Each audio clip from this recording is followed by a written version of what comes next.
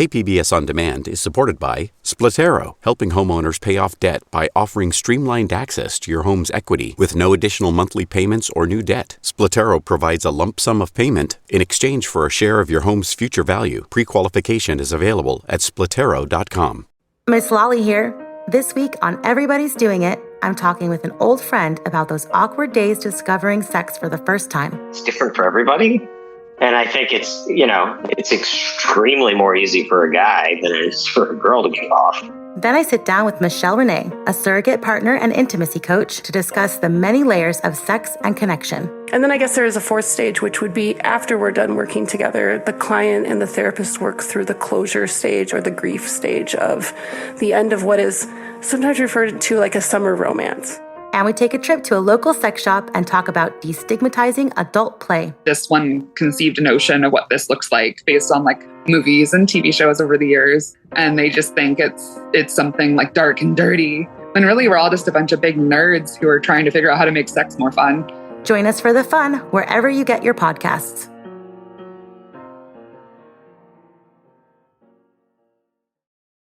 KPBS On Demand is supported by Splatero, helping homeowners pay off debt by offering streamlined access to your home's equity with no additional monthly payments or new debt. Splatero provides a lump sum payment in exchange for a share of your home's future value. Pre-qualification is available at splatero.com. Warning, this episode describes sex acts and other fun activities that may not be appropriate for everyone. Listener discretion is advised.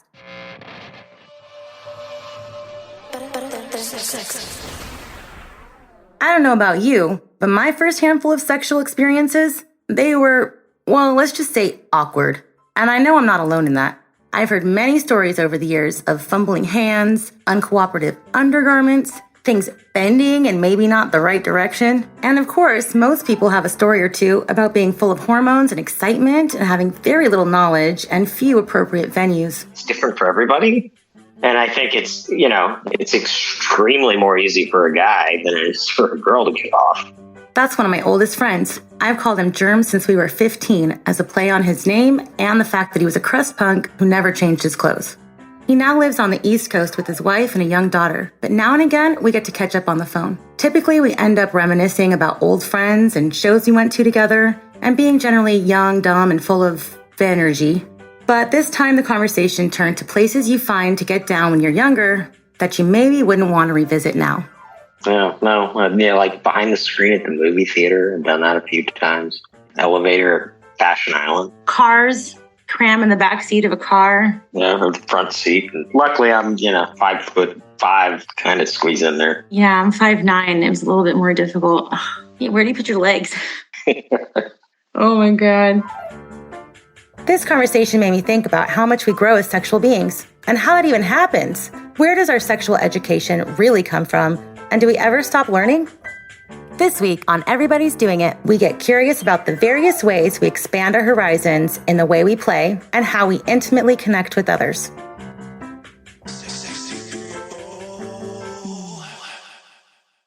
I didn't get much of a sex talk. When I was 17, while at dinner at a restaurant, my mom casually asked me if I was having sex with my boyfriend. I said yes and that he wasn't my first. And she said, "Oh, well, I guess you know then." That was the end of it. That was all I was getting from my family. And sex ed in school? Well, it was extremely insufficient. It's not like they told us how to be emotionally healthy sexual beings or how to heighten our experiences of pleasure. I definitely had to learn through trial and error, mostly error. But Germs, he had a different perspective. Either way, it's different for everybody. I mean, it's like human nature. You know what to do. I'd seen enough porn where I can pretend. Okay, so you were watching porn and just doing what they did in porn? Or attempting to.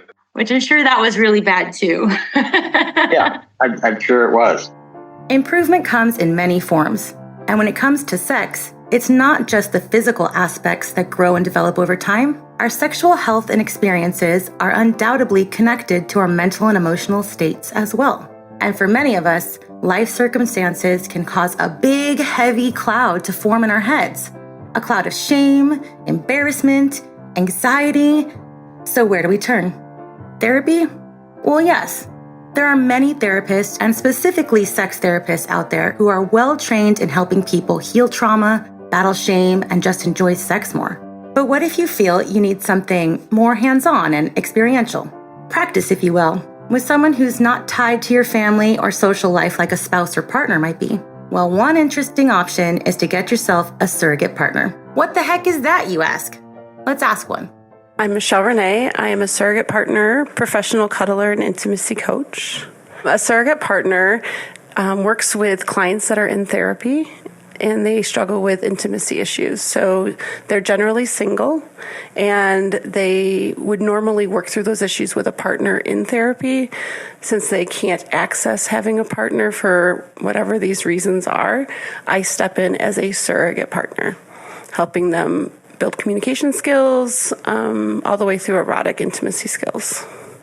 And then professional cuddling is platonic, fully clothed, a space where clients can choose to cuddle. They can choose to not cuddle. They can talk. They can be quiet. It's about both of us being yeses to whatever the request is. So I never do anything in a cuddle session that I wouldn't want to do. And that allows us to have authentic connection. And then intimacy coaching kind of being the umbrella term for all of that, from platonic to erotic intimacy. So when I think of doing couples therapy, right, you have people who have a connection with each other, have history with each other, have baggage and all of that. Who they are authentically in this relationship is coming into the therapy session. How does somebody who you just met, fill that role? So when I work with the client and the therapist, I meet with the client and the therapist together like one time in the beginning. Mm-hmm. We call that a triadic meeting. And then after that, the client always sees the therapist in between the sessions with me. And I always talk to the therapist in between the sessions with the client. The first part of the work is getting to build that relationship with the client. So I'm taking history. We are doing exercises that are both diagnostic and also connective. So we're trying to become attuned with each other. There's probably about 3 stages of the work generally. One is the attunement, communication, boundaries kind of building stage, creating safety. The second stage is like working on body image and more sensual touch. And then the third stage is the erotic stage if we get there, if we all decide that that's actually needed and therapeutically called for. And then I guess there is a fourth stage, which would be after we're done working together, the client and the therapist work through the closure stage or the grief stage of the end of what is sometimes referred to like a summer romance. Like we break up because our work is done, not because there was something wrong. Tell me more about the boundaries of the work here. Like, how far does the erotic work go? In surrogate partner therapy, it goes as far as all of us agree to. But it's all really up for negotiation. So, yeah, do I have PIV sex with clients? Yeah, sometimes I do. It really depends on what the client's issues are presenting. It's not the same as surrogate partner therapy. Surrogate partner therapy usually takes a good 9 to 12 months, if not longer, where I don't expect somebody coming to me for low-key intimacy coaching, say they have erectile dysfunction or premature ejaculation, which is really common for people to come to me and ask about. I don't see myself planning to work with them for maybe more than like 6 sessions or something, just to get them more in tune with their body. I can't solve those things. I'm trying to help them understand their body better so that maybe they're more aware and more present. The clients that don't come to me through surrogate partner therapy but want hands-on intimacy support, I tend to not go as far with them in the erotic work as I would with a surrogate partner because I don't have the support of a talk therapist to help manage the feelings that come up. I don't want too much attachment. Where in surrogate partner therapy, attachment is really important to the work, and it actually feeds the work to be much more rich. But that's why it's important to have a third party involved for those boundaries. How do you manage your own attachment once these relationships are over? I started in professional cuddling, which I started with Cuddlist.com, which is a training organization for professional cuddling. And Their training really focuses on helping me, the practitioner, learn what my boundaries are and how to set a container and hold that container. And that translates over to surrogate partner therapy work. I'm really good at like having a set period of time where I'm all in and show up and then get to leave that work. Do I care for my clients? Absolutely. Do I wonder what they're up to after they leave? Yeah. Will I sometimes check on them and just be like, how are things going? Yeah. Like I want to know, but I have my own relationship. I get my needs met outside of my work. I'm always mindful that I'm wearing like professional hat and personal hat in that work. And I haven't had a problem with it. What do you feel people learn from these experiences with you? I always say, like, good sex is not about the 10 tips in Cosmo. Like, 10 ways to blow his mind. That's not it. It's about learning how to actually connect as human beings. And that can be done in a platonic container. It can be done in an erotic container. But all of it comes down to having safety first. Amongst my surrogate partner colleagues, one of our common experiences is sitting with a client. Say we're cuddled up. It might be after a sexual situation. It might not be. But they say, oh, this is what intimacy is. Right? They have a completely maybe media-driven view of what intimacy is, and they always think sexual intimacy. But the intimacy can stand on its own, and it's about vulnerability and authenticity. And can you share your fears with the person that you're with? Do you feel safe? And I think that's ultimately what people end up learning through me is like, with safety, pretty much anything is possible. What do you think would be beneficial for people as continued adult education in sexuality and intimacy? I think the missing component is like role models. I'm in the alternative relationship world, and like there's not a lot of people to look up to and go, well, what do I do with this feeling?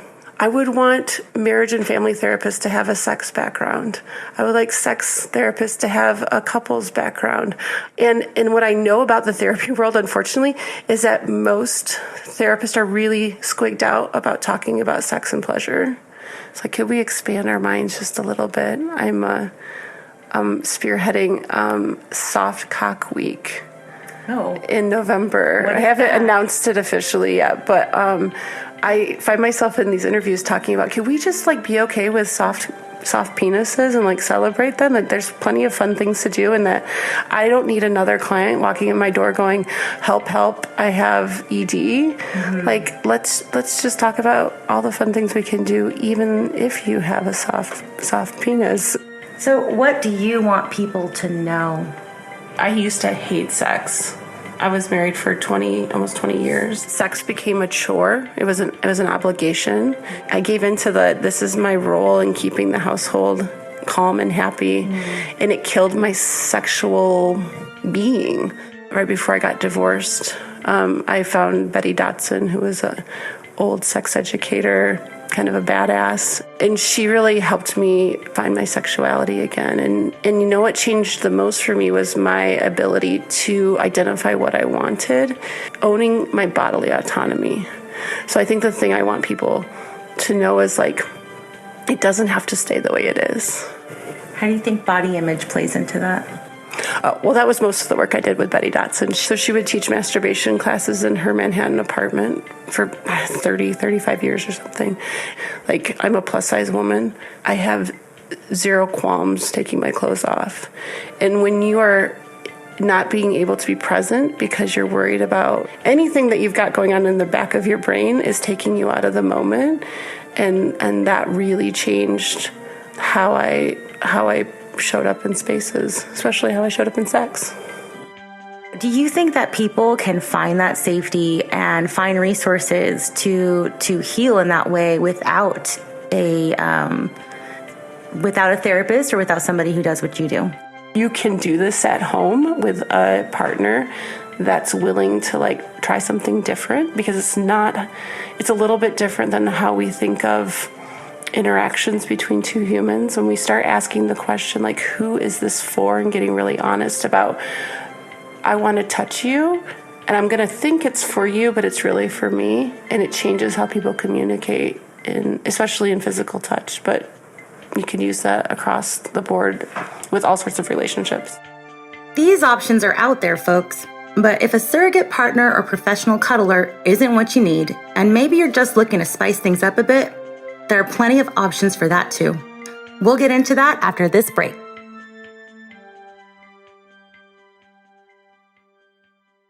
KPBS On Demand is supported by Splatero, helping homeowners pay for home improvements by offering streamlined access to your home's equity with no additional monthly payments or new debt. Splatero provides a lump sum payment in exchange for a share of your home's future value. Pre-qualification available at splatero.com.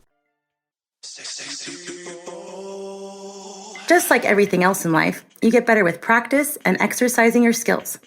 But what do you do if you feel like that's not enough, and maybe there are things out there that you haven't even thought to explore? Where do you turn for realistic, applicable, healthy sex education? My name is Kitten Jen, and I am manager at Restrained Grace Hillcrest.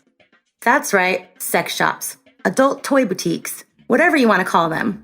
There are many around, and they all have different vibes and sometimes specific specialties and populations they cater to. Some have lots of costumes and outfits, some have more toys, and all of them can be a little intimidating if you are a first-time shopper. Our concept is to have a shame-free sex store, and to us that means something that you can come in and feel comfortable asking questions, learning, growing, trying new things out. And so we created a space that feels very light and airy and safe. There's no tinting on the windows, there's no sticky floors. Everything is white and rose gold and glittery and girly, and our coined phrase is high femme hedonism. So that's kind of our vibe that we're trying to go for, and support a different side of sexuality and of humans that don't usually get a lot of spotlight, including our trans friends and our non-binary friends, and showing people that there's ways that they can choose toys and create self-care in a different way than maybe what they thought that they needed. Kitten Jen's description of the thought that went into their store's concept, it piqued my interest so much that I had to reach out to Miss Annie. Hi, I'm Miss Annie, and I am the co-owner of Restrained Grace. If I had to say what Restrained Grace's specialty was, I would say respect for healthy exploration of your inner sex nerd, adult play, and BDSM. Jargon! What does any of that mean? Don't worry, I'll never leave you in the dark without a flashlight and a map, so I'll give you some definitions. I went back and forth on how to do this, and I decided that rather than stopping the interview to define jargon every time it's used, I would give it to you all at once before you heard it. So here are the most basic basics. Kink. This is a catch-all word that basically means sexual taste, preferences, and behaviors that are unconventional. But I think more people have kinks than you would ever know. So how unconventional are they really?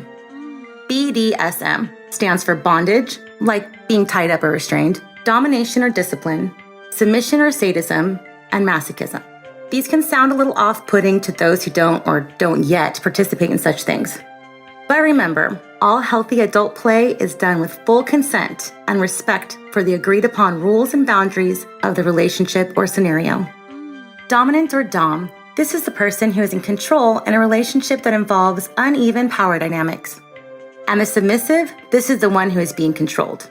This relationship can involve pain, but it doesn't have to. There are a lot of nuances to this, and again, these are the most boiled down basics.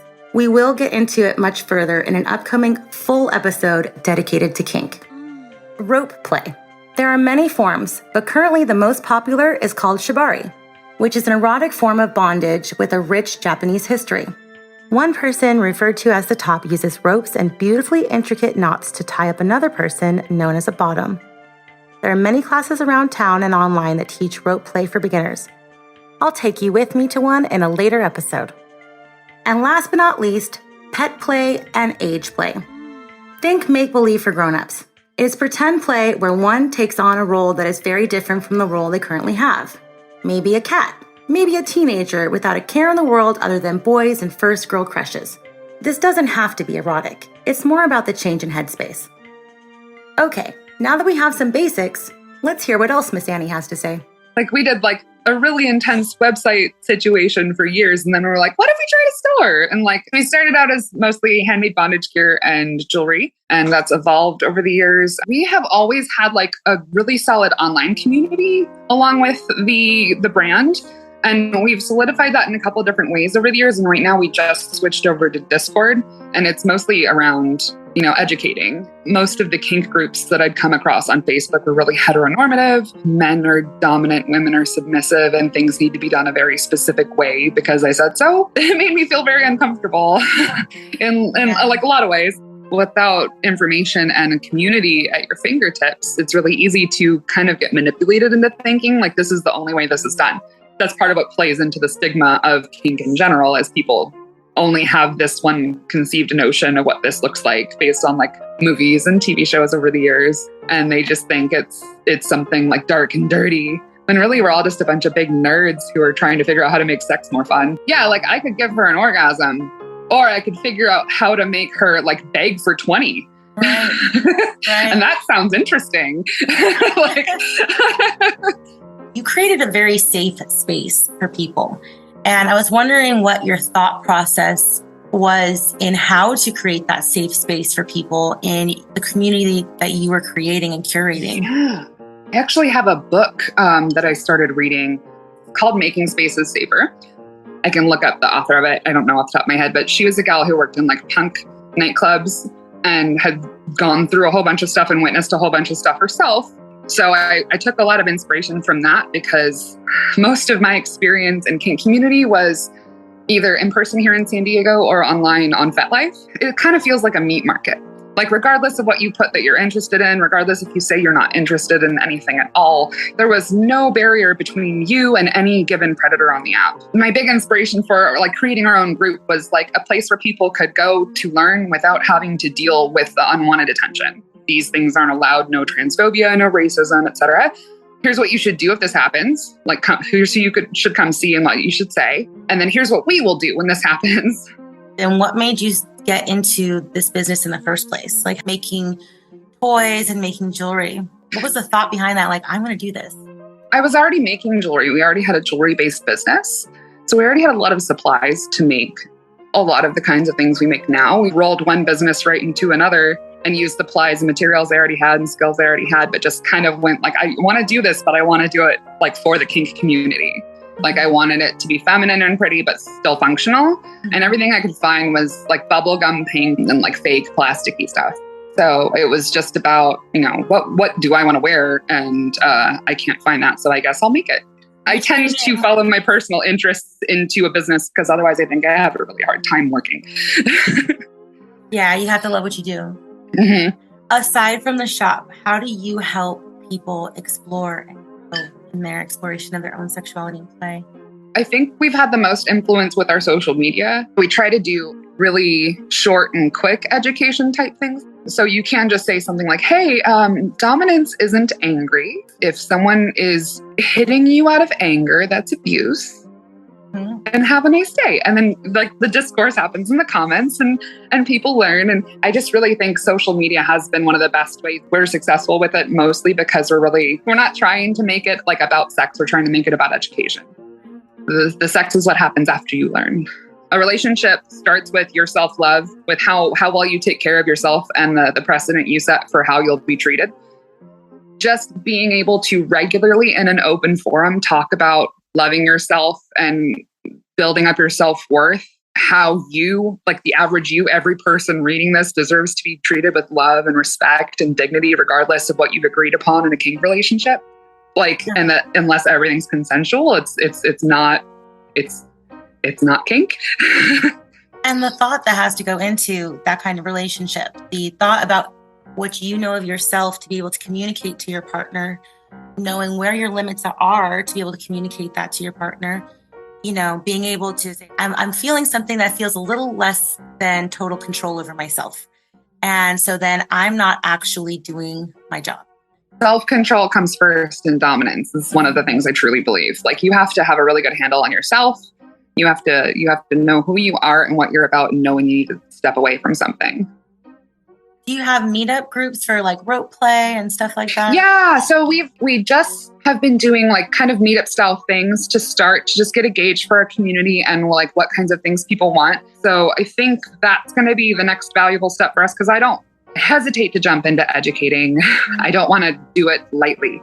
I want to do it very intentionally. So we will be doing like the monthly rope demo, and I think we're going to skew that more towards like a demo with a Q&A, because that's kind of what the event ended up being anyways. I think we'll be doing something similar with pet play and also with age play, because these are things that have a lot of misconceptions and confusion and even fears around. And I think if people could talk to people like us who just, do various kinds of kinks and aren't ashamed of them, that'll help break a whole lot of stigmas.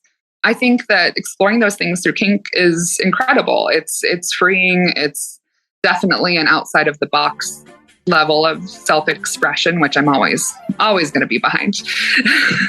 What do you think is important for people to do? What is your PSA? Like, sex is something we should absolutely not be ashamed of. Sex and pleasure are things that we should all be actively trying to achieve if we're able to and we want to. My biggest thing is that if we could destigmatize sex in general, like society could move forward in so many ways that we're currently holding ourselves back on. I want people to know that like there shouldn't be shame in sex, and we should be learning how to destigmatize any shame we feel around sex. That should be part of our healing, our unpacking, our stuff, and in therapy or whatever, on TikTok. However, just don't feel bad about what you like. Sex is such a universal and natural thing, but it can also be very complicated. There are many reasons why people might not feel completely satisfied or comfortable in their sex lives. Sometimes we have traumatic histories and carry baggage that makes us feel shame and anxiety. Sometimes we have partners who don't honor us or our needs. It's easy to fall into patterns as an adult and become accustomed to how things are. We are not set in stone. There's a whole world out there of healing and exploration of your body, mind, and heart. There's no shame in continuing to learn how to play and make healthy connections with or without others. So have fun out there, beautifuls, and see you next time.